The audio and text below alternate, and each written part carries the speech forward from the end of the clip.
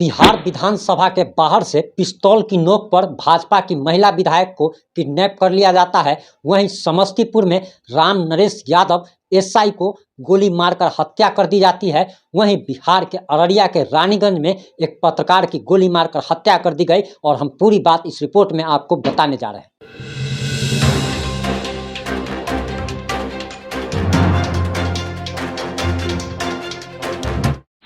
नमस्कार, मैं प्रिंस कुमार सिंह और आप देख रहे हैं पॉजिटिव इंडिया। अगर अभी तक आपने चैनल को सब्सक्राइब नहीं किया है तो खबरों से अपडेट रहने के लिए चैनल को सब्सक्राइब कर लीजिए और जो लोग ऑलरेडी कर चुके हैं उन तमाम लोगों को सहृदय धन्यवाद। सबसे पहले आपको बताते चले कि बिहार विधानसभा के बाहर से यानी कि राजधानी पटना से बीजेपी की महिला विधायक को बंदूक की नोक पर उठा लिया जाता है और सैकड़ों किलोमीटर दूर मोतिहारी ले जाया जाता है। वहीं आपको बताते चले कि आज से सिर्फ 2 दिन पहले 15 अगस्त के दिन, जिस दिन देश स्वतंत्रता दिवस मना रहा था, उसी दिन मोहनपुर ओपी यानी कि समस्तीपुर जिले के मोहनपुर ओपी थाना प्रभारी को गोली मारकर तस्करों द्वारा हत्या कर दी जाती है। लेकिन आज का जो समाचार आ रहा है उसके अनुसार बताया जा रहा कि आज सुबह सुबह बिहार के अररिया जिले के रानीगंज मोहल्ले में विमल कुमार यादव पत्रकार की हत्या कर दी गई। अब आपको हम एक चीज बताते हैं कि दरअसल बिहार में सुशासन बाबू की सरकार है और ये कहते हैं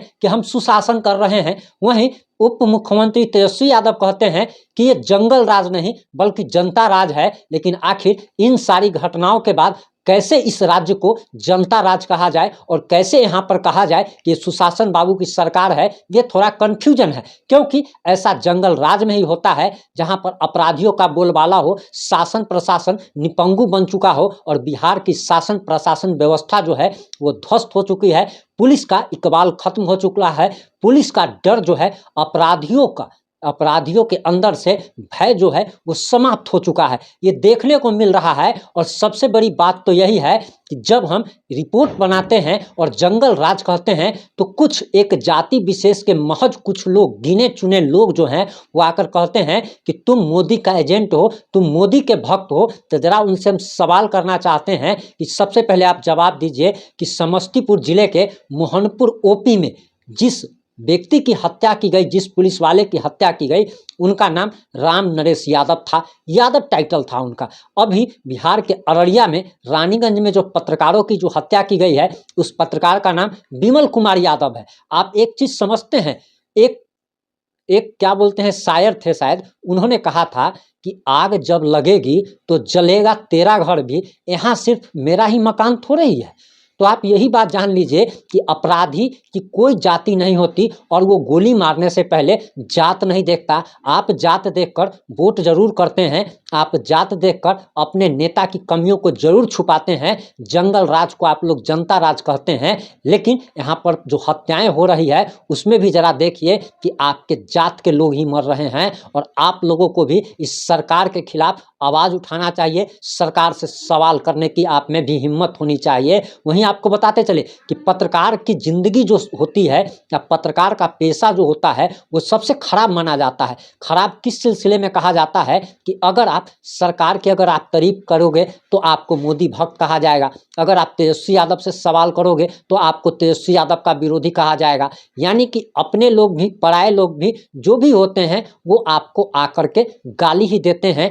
आप दुश्मनी लेते हैं बड़े बड़े नेताओं से, दुश्मनी लेते हैं हम लोग बड़े बड़े अपराधियों से कि उनके खिलाफ खबर चलाते हैं। लेकिन ये जनता जिसको पत्रकारों का साथ देना चाहिए वो जनता पत्रकारों का साथ नहीं देती है। पत्रकारों को ही यही लोग जो हैं कभी गोदी मीडिया कह देते हैं, कभी चमचा कह देते हैं, कभी मोदी भक्त कहते हैं, कभी तेजस्वी भक्त कहते हैं। अपने अपने विचार रहते हैं लेकिन उनको पता नहीं होता है कि पत्रकार जो है वो जनता की लड़ाई लड़ता है। वो अपने परिवार के लिए, अपने लिए कभी आवाज नहीं उठाता बल्कि वो जनता की आवाज बुलंद करता है। और जनता की आवाज बुलंद करने वाले विमल कुमार यादव जी की आज अपराधियों ने ताबड़तोड़ गोली मार करके हत्या कर दी गई।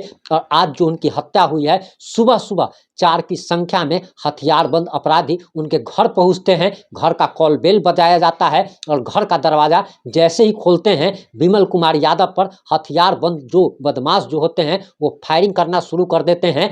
फायरिंग की आवाज़ सुनकर उनकी पत्नी जब तक बाहर निकलती है तब तक अपराधी गोली मारकर फरार हो जाते हैं। और जब पत्नी जब चिल्लाती है तो आस पड़ोस के लोग जमा होते हैं, उनको अस्पताल ले जाया जाता है, लेकिन उन्हें मृत घोषित कर दिया जाता है। आप पुलिस वालों को भी बहुत गाली देते हैं, आप पत्रकारों को भी बहुत गाली देते हैं, लेकिन सरकार से जरा सवाल पूछना चाहिए कि समस्तीपुर के ओपी थाना प्रभारी राम नरेश यादव की जो तस्करों ने हत्या कर दी, आखिर सरकार जो है इन पुलिस वालों से एक एक गोली का हिसाब लेती है।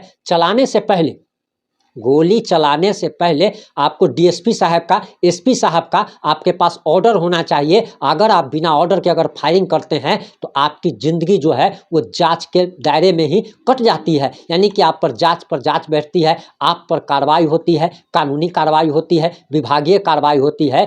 लेकिन अपराधी जो है वो गिन करके गोली नहीं चलाते हैं। अपराधी जब भी गोली चलाता है तो वो सिर्फ गिन करके गोली चलाता है। पुलिस वाले जो है वो गिन करके गोली चलाते हैं। और सरकार को पुलिस वालों के बारे में भी सोचना चाहिए कि अगर उनकी जान पर अगर बन जाए तो उनको फायरिंग करने का अधिकार मिलना चाहिए, राइट्स मिलना चाहिए। वहीं पत्रकारों को भी सुरक्षा व्यवस्था मुहैया होनी चाहिए, क्योंकि एक पत्रकार जो होता है बड़े बड़े अपराधियों, माफियाओं, नेताओं, सीएम, डिप्टी सीएम के खिलाफ जब खबर चलाता है तो कभी किसी पर एनएसए लगा दिया जाता है, तो कभी जो है किसी के द्वारा, अपराधी के द्वारा उसकी हत्या तक कर जाती है। आप लोगों को एक बार पत्रकारों के भी भविष्य के बारे में जरूर सोचना चाहिए। एक पत्रकार का भी परिवार होता है, उसके भी बीवी बाल बच्चे होते हैं। आपको ये जरूर सोचना चाहिए कि आप जिसको गोदी मीडिया कह देते हैं, आप जिसको मोदी भक्त कह देते हैं, आप जिसको चमचा कह देते हैं, वो दरअसल आपकी लड़ाई ही लड़ता है और आपके लिए ही सीने पर गोली भी खाता है। इन सारे मुद्दों पर आपकी क्या राय है,